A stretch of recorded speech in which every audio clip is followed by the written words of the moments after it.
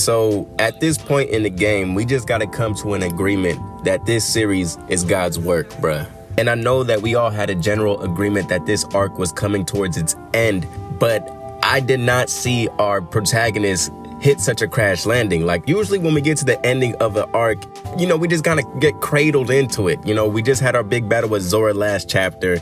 Hoshi was looking like the hero, so we just thought we were gonna get some dialogue or something like that and move on. But dog, Yamato Mori is at a point where they gotta reevaluate themselves. Yes, they got the win, but man, it came at a price. So it's gonna be interesting to see what the heroes do moving forward, how intense they take their training. Like, I feel like what happened was unusual. I know we barely got to meet some of these keepers, but I just feel like they were not anticipating such an epic event. And like I said, they did manage to stop Zora, but SANDEK has to be feeling that the guard over Yamato has been exposed and is more fragile than we thought.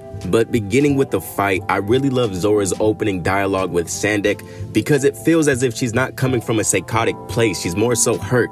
Everything that she says sounds like someone who has been betrayed, someone who cannot believe that the thing that I created went against me, and now I am shunned as a witch. And although she is one of the most powerful Choujin that we have witnessed, you can make the argument that in these moments she feels powerless, and this has to be reminiscent to when she tried to warn the clergy about Queen.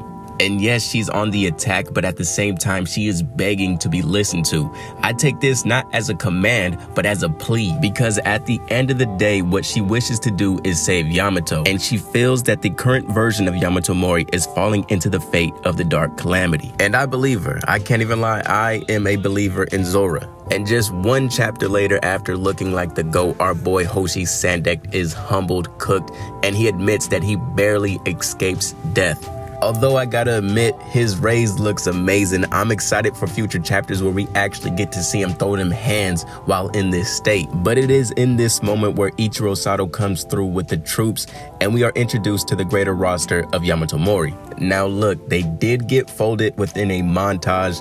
Their presence was short, but it was still effective. Like, they had cool designs. There was enough personality there to make you believe that they wouldn't be just fodder. However, the Smith brothers, now with their dialogue, we just knew they would become a pack, and yeah, come on, they were ready for it. Now, this fight was a montage, but I do not feel robbed of any of the experience. In fact, the best moment for me in this chapter was going from the page that said the fight lasted 7 hours into the following picture of half a Sato.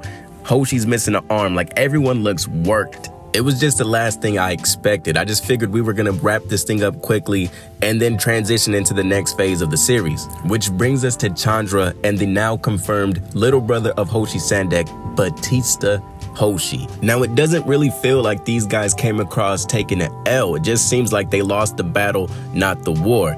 And the same applies for Yamato Mori. They lost too much to consider this a victory. So I think when it comes to the morale of both parties, it's more of a draw.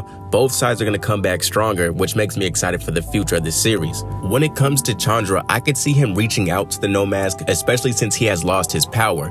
At first, when it was revealed that Chandra no longer has his smoke ability, I thought that was a tide towards Zora and maybe her losing abilities as well. But with him barely waking up since being sucked in by Ellie, I just think Ellie has absorbed all of Chandra's power. So going forward, I can see Zember being the answer for Chandra to regain abilities. Either that or some type of beast mark from Mother, assuming that it doesn't kill him. Now, as for Batista, he will be raising hell in the future. Like, bruh, he is working his way back towards vengeance. And with the face reveal, it makes me curious to know what exactly was his role within Yamato Mori. We know he left, but maybe he wasn't necessarily a Choujin and more so someone who was in the research department. I'm still leaning on the theory that the No Mask is not a born Choujin. He's just someone who's able to access abilities. And the crazy thing about that would be, if you think about what a Choujin is, the more they use their power, the less human they become. But in Batista's case, it would be his own desire for these powers that robs him of his humanity.